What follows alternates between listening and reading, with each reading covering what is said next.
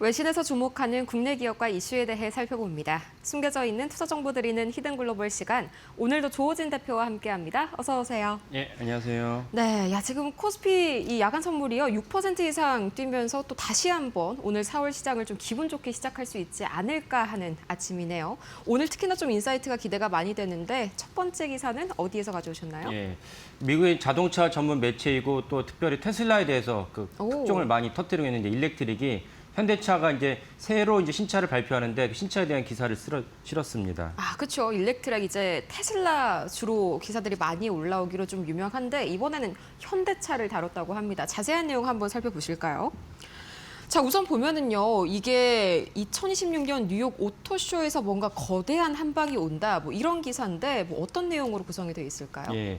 현대차 신차를 갖다가 이제 발표를 하는데 신차에 대해서 이제 나름 일렉트릭의 추장을 바탕으로 했을 때 이번 신차는 어떤 맥락이고 그래서 현대차가 무엇에 좀 치중하고 있다 이런 뜻에서 이제 일렉트릭 기사를 크게 실었습니다. 그리고 뭐 많은 분들 아시겠지만 신차를 갖다 준비할 때는 보통 이제 주행을 해야 되는데 자기 회사 안에 있는 주행에서 하기에는 좀 버거운 경우가 있죠. 그래서 외부로 나갈 수밖에 없고 외부로 나갈 때는 여러 가지 차단막을 한 상태에서 나가고 그런 것들 사진 찍히면 이제 우리가 보통 이제 스파이뷰라고 합니다. 그런 것들이 돌게 되는데 일렉트릭 그런 걸 좀 종합해 봤을 때 이번 신차는 이제 보통 얘기하는 XRT 좀 더 자세히 말씀드리겠지만 세단은 아니다라고 얘기를 하면서 현대차가 어떤 분야에 더 치중을 하고 있는지도 이제 볼 수 있는 그런 이제 대목이라 하겠습니다.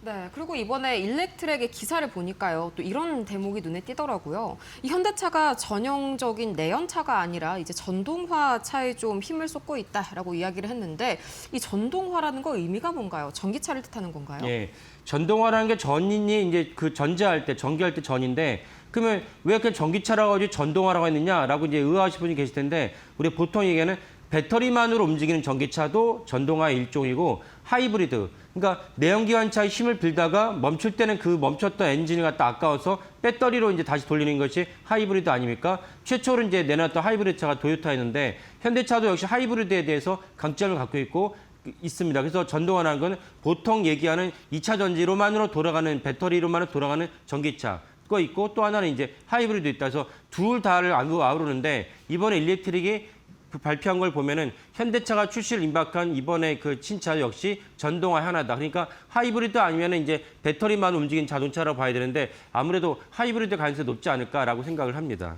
네, 그럼 형태가 좀 궁금하네요. 이게 뭐 세단인가요? 아니면 SUV 쪽인가요? 예. 일렉트릭 보도를 보면은 이제 지금 화면 나오는 게 일렉트릭이 이제 발표한 현대차 신차 중에 하나인데 세단은 아니고 SUV의 일종이라고 봐야 됩니다. 세단이라고 한다면 차고가 낮고 그다음에 SUV는 차체가 높고 그리고 또 하나는 이제 아무래도 더 크게 되죠. 적재 그 물량도 많아지고 이런 맥락에서 이번에 내올 신차는 이제 세단이 아니고 SUV이면서 그러면서 또 전기차 그러니까 일종의 하이브리드라는 관점에서 현대차가 내놨다라고 보시면 될 것 같습니다.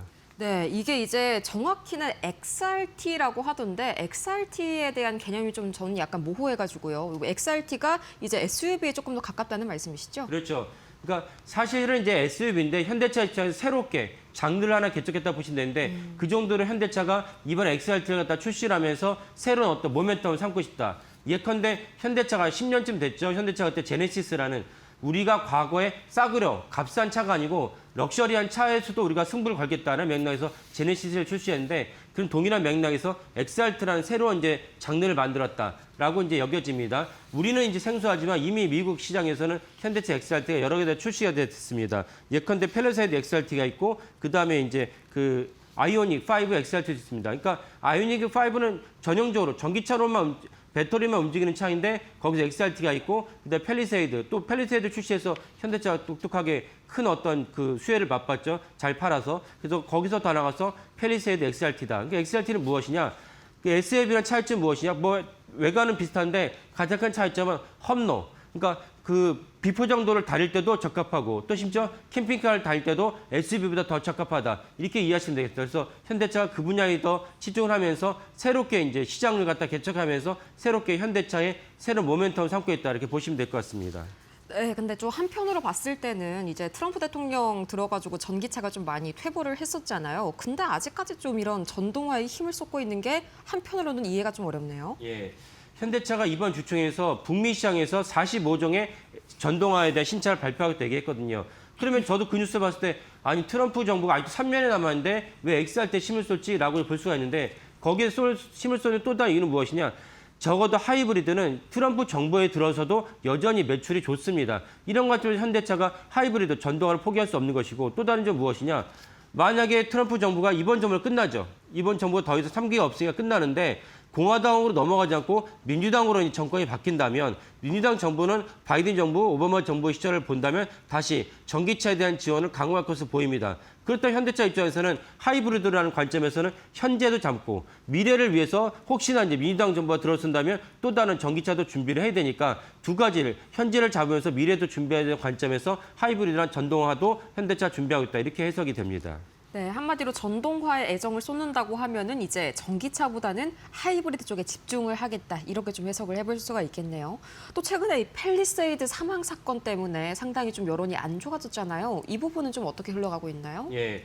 그 저희 코너에서 말씀드렸지만 이제 현대차 팰리세이드 북미 시장에 출시한 팰리세이드 일부 차종에서 그 트림에서 일부 트림에서 이제 그 후반에 뒤에 있는 폴더를 갖다 자동으로 접히는 과정에서 2살짜 여자아이가 죽었습니다. 큰 충격이죠.